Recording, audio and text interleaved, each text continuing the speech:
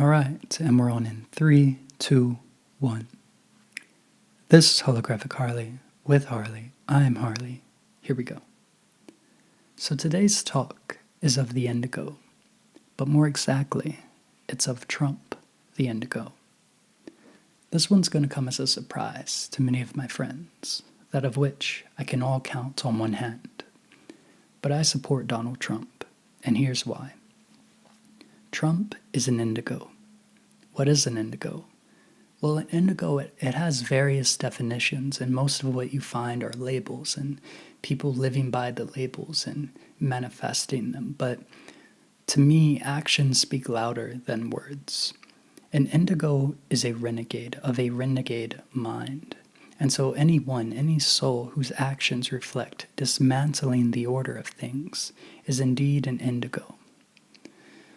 About a month ago, I was watching an interview, and this is what inspired me for this talk. It was an interview on London Real with Dr. Bruce Lipton and Brian Rose. And Dr. Bruce, he talks about Trump as the great destroyer, and so playing this role as the great destroyer as well. But Trump is a grenade to the system. Sociologically speaking, Trump, he has a provocative demeanor, quite the way of turning a phrase.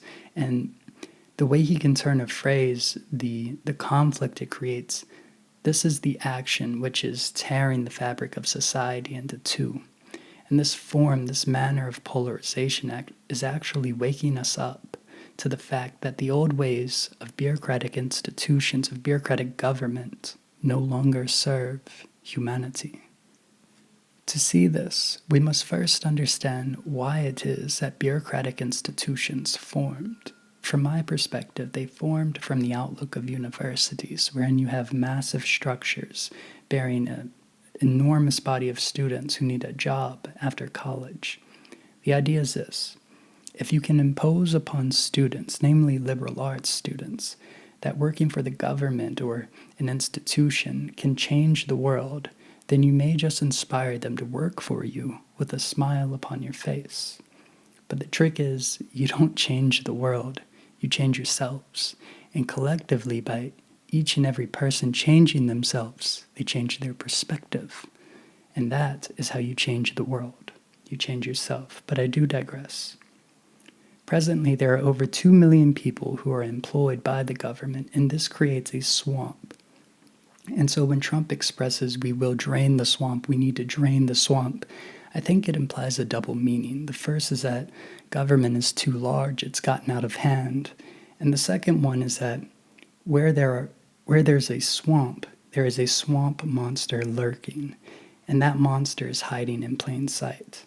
And so agents of the government, they unknowingly, they're not aware of this, but they actually exist to masquerade the population from seeing this.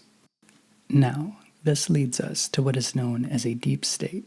I once had a social theory professor. He gave me the definition of a deep state as a group of people, a remote few who work within bureaucratic, pharmaceutical, financial, educational, and big tech institutions to form a shadow government, or rather a cabal of sorts. And so a deep state is a state within a state, and that is where the swamp monster lies. In order to see that beast, we must first drain the swamp. And so the idea of a deep state, in essence, the Frankfurt School theorized this in the 1950s. They theorized it as fascism. Large-scale corporate entities coupled with the backing of the state to form rule, law, and order. This is to justify the ways of corporatism. But let's return to Trump, the bravado, the ego, the purpose of the indigo. By collapsing the external environment, and this is what I like about Trump, by collapsing the external environment, it reminds us to let go of our dependency upon the external world. For dependency is the absence of independency. This means we must relearn what it means to rely upon ourselves, to look within our hearts, and to follow what JFK once professed: ask not what your country can do for you, but what you can do for your country. I have a friend, he calls this an amnesiac regime. Hope he's okay with me using that. But That some also call this a great remembering, and for a long time now we have forgotten about who we are, which is a spirit encapsulated within a point of attention, a human body having a human experience, a brief human experience, if that.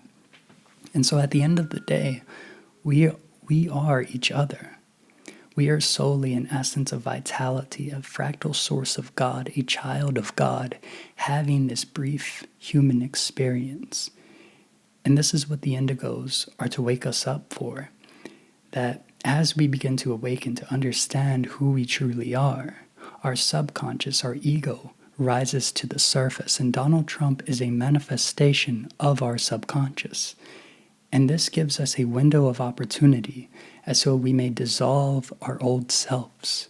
Our mind is communicating with our body that we need to release the old so that we can welcome in the new. Out with the old and in with the new. There's a quote by Terence McKenna, and Terence says, "The soul of our culture is severely wounded." End quote. Again, the purpose of the indigo is to remind us, is to show us our wounds, to show us our fears, as so we may heal, as so we may release them and overcome them. For me, it all started with Friedrich Nietzsche and the Ubermensch. Nietzsche refers to the Ubermensch as he who creates his own meanings, his own values. For in the eyes of the Ubermensch, circumstances do not matter, only the faith of self, because with the faith of self, you can overcome anything from within. Right now, humanity has a choice. We are at a fork in the road. No matter what we do, there's no turning back. Things will never be the same. And the fork is, on the left, we have the reality of the dense, which reflects the drama and the residuals of the day before, the drama of society. On the right, we have the reality of the light, which reflects the healing and overcoming of the darkness from within. If you're not quite sure where to start, how to re-heal, ask yourself, what is a star seed? And soon, very soon, you will find, among a plethora of things, that you are the star seed. You are the answer you seek, and you are the healer which you seek. The reality of the light is to welcome us to a new earth, where there are no masters, wherein we can transmute our arrogance into confidence, we can transmute our pain into consciousness, and we can transmute our masters into equals. For if we do this, we can take that which was destroyed and recreate creation. Trump is an indigo, and that's something to think about. Until next time, be well.